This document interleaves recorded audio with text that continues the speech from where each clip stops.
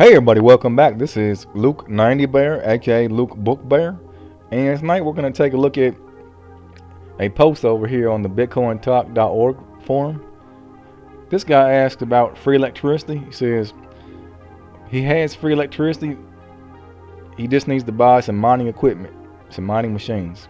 Now this post is from a few days, 4 days ago, June 11th, 2023. Now today's date is June 15th, 2023, and we are just shortly before midnight here.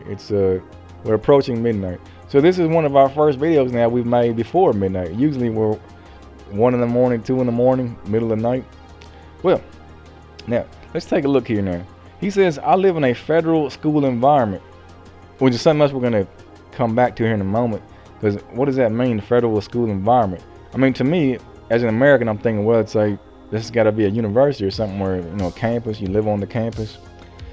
Now it says, and as a result, we have free, constant electrical supply, which I was expecting to put to a good use by mining Bitcoin with. Now he says, here's the questions. Is there a website where I can buy used mining equipment at a low cost? And if I intend to purchase all of the essential equipment using this technique, what's the estimated cost for all of that? And he ends it by saying, it would be helpful if you could provide me with a list of items I will require for mining, and thanks.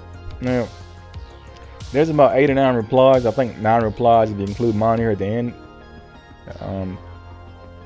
A lot of them bring up the fact that there really is no free electricity. Someone's paying for it. It's the government in the country where this guy lives at, and also not just the government. It's the taxpayers who are funding the government. So it's not free. It's more, I think a more accurate term will be subsidized, whether that be 100% or some percentage. In this case, it appears to be 100%. Now let's take a look at my reply here. This is just made here. Well, it says 12:20, but this is a different. This must be this is a different time zone. But yeah. Now let's say no. That's their post. Here's mine. It's still a different time zone. It says 4:30 in the morning. But no big deal. But here's my reply. It's like, what is a quote federal school environment, unquote? You also mentioned your dad's house, so I don't understand that. Also, let's take a look. He does say later on in a reply to a reply, he says it's his dad's house. Let's take a look where he says it. Okay, here it is. So someone else makes a reply. Looks like they're in Russia. The person who's replying, they say it's illegal to do this. Now he says, I'm aware of that, but in this case, the electricity is connected directly to my dad's house. So I don't understand a federal school.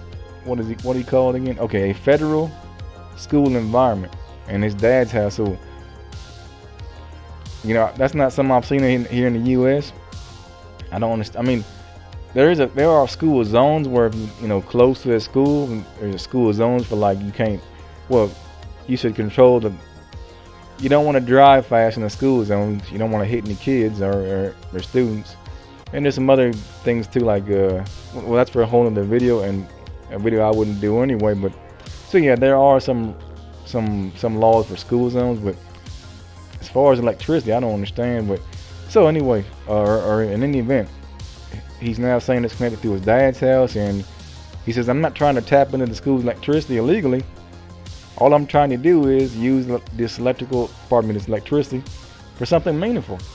And he goes on to say the only thing they're using right now is a air conditioner, a pumping machine, whatever that is, TV sets, and some other electrical outlet.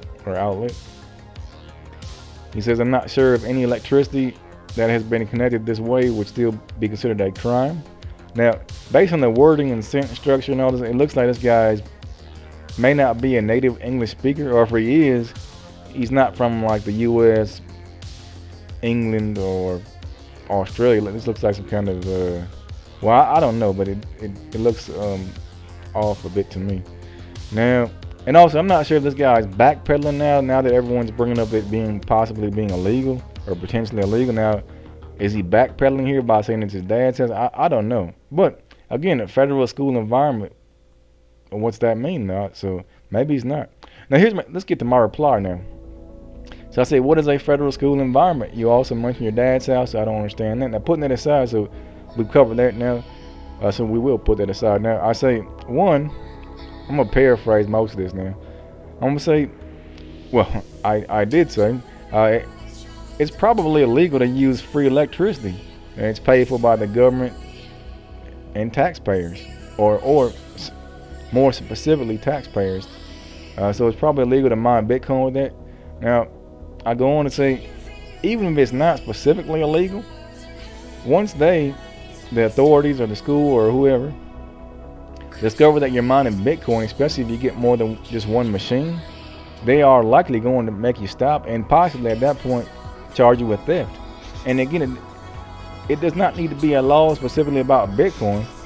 It's just that you can't open up a business using their free electricity.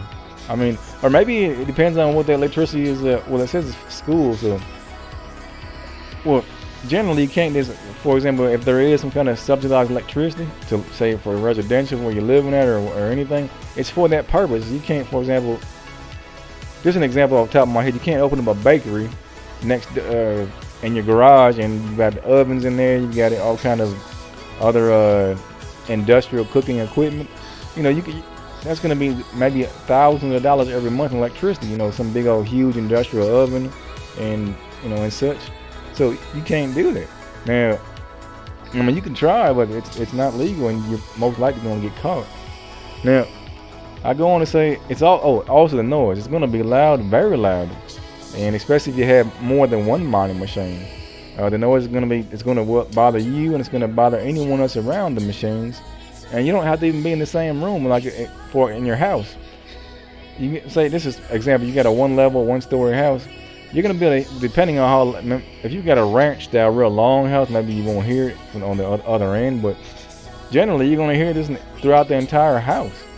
Now there are some exceptions, of course. If a garage, or really anywhere in your house, if you soundproof it, we're talking 2x4s, insulation, and this is aside from the walls that are already in your house, and so you're essentially building a double set of walls. So 2x4 insulation, more drywall over that, plastic, and at that point, once you what would you call it, once you have I can't think of the word now. Okay, once you have contained the noise, now you need to get rid of the heat, because if you contain this in some kind of an area, well, that means that the heat's going to be stuck in there also. So you got to get rid of the heat, which is another problem now, which can be done, but also you're going to need the air duct, and you're going to need somewhere for the air to eventually arrive, outside, and it's still it's a bit of a chore. Okay, so yes, I said you can't just throw them in your closet unless you can rig up an air duct somehow. Also the electrical wire in your house, or the school or wherever. Now the wires themselves are going to need to be, the size of the wire is going to have to be big enough to gauge the wire size. It's going to have to be large enough to support all the amps these machines are going to pull. Now, let's take an example of a not a real old machine, but fairly old machine, a Bitmain Antminer S9. You're talking about around 6 amps per machine. So take a list in comparison to your house. There's not that many things in your house that pull 6 amps. For example, your refrigerator, you're talking maybe 1 amp at most, and that's for your refrigerator, one of your largest appliances in the house. Now there are some other, I believe a dryer is going to pull, I forget how much a dryer pulls now. Now, if you're watching this outside of the U.S., I know a lot of countries, they don't use dryers. They got a clothesline, or they sling their clothes over the side of a wall or whatever. But places like the U.S., we got a dryer. You put the clothes in to dry them out. Now, you can also do a clothesline outside if it's hot outside or not too cold. Now, so I can't remember what a dryer would pull. But generally speaking, these ASIC mining machines are going to be pulling a lot more amps than anything else you've got in your house. Okay, let's take an example. You got an outlet. A lot of outlets have a 14 gauge wire in them. It could be a 12 gauge wire.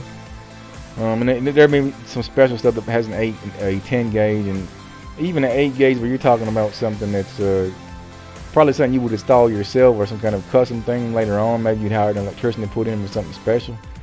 But this is a normal outlet in your house. You're talking 14 gauge wire. Now, can you pull 6 amps? Yeah, I think you can. You can pull 6 amps in a 14 gauge wire. Now 2 machines, 3 machines? No, 3 machines you cannot pull. I don't have the. I didn't even look it up either, but it's gonna become a problem real quick. And even if it's not it's gonna be dangerous. Even if it's not an immediate problem, like automatic, like this ain't gonna work type of thing.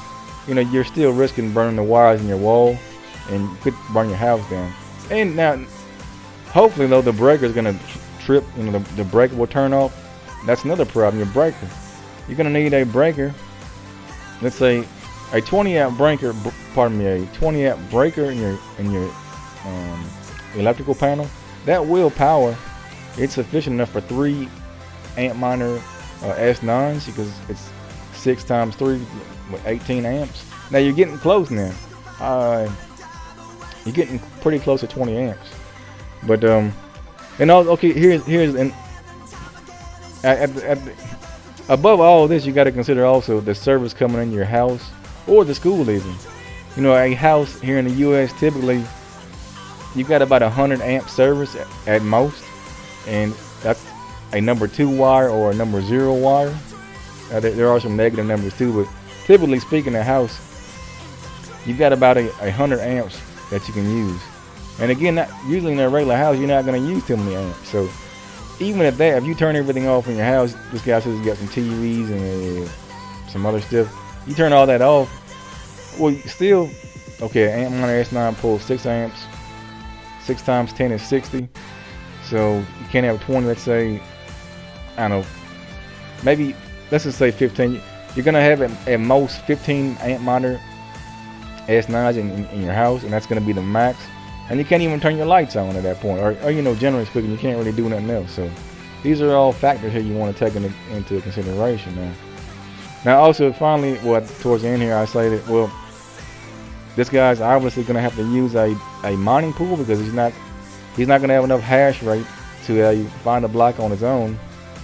He's going to have to use a mining pool. So I listed 2 mining calculators here, so you can calculate based on your hash rate how much you'll make every 24 hours. So here's a simple calculator for this hash rate itself, and there's a more advanced one here for calculating the electricity costs and also the price of your mining machine. Not really applicable to him, because he's buying used machines. They're probably going to be older machines, because they're cheap, $100 probably, or around thereabouts. And also he's not paying electricity. So, and an example I gave is a Antminer S9, 14 TH approximately.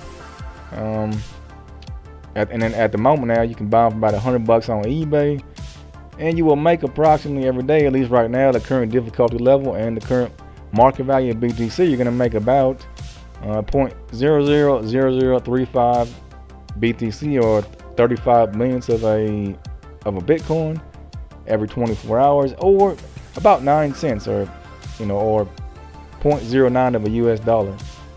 So I'm gonna go and link this in the video description if you want to take a look at it. The forum post over here. Oh, here's the mining calculators over at the BTC.com pool. Here's a simple one. You put your let's just put 100 hash rate. You're gonna make $6 a day. Well, they've also Bitcoin Cash. You can mine Bitcoin Cash, which is what I mine. I mine Bitcoin Cash only. Let me rephrase that. I mine Bitcoin Cash every day, and I have been doing so since 2018. Now, so about $6 either way you look at it. And how much are you getting per terahash? Well, let's take a look. Well, it's gonna be 100 of that, but let's take a look. Every terahash you're making 6. Either way, if you mine BCH or BTC, you're making 6 cents. So, and then here's the advanced calculator for, you hash the electricity cost, the cost of your miner, difficulty level, so on, and also you can do it for more than just one day also. So, it is starting to get, we're certainly past midnight now. The book bear's got a couple things to do, and I got to get some sleep. Because tonight, I am really tired tonight. And then we've got to make another video later on today after I wake up. Well, later on in tomorrow night. So thanks for watching. Talk soon. Bye.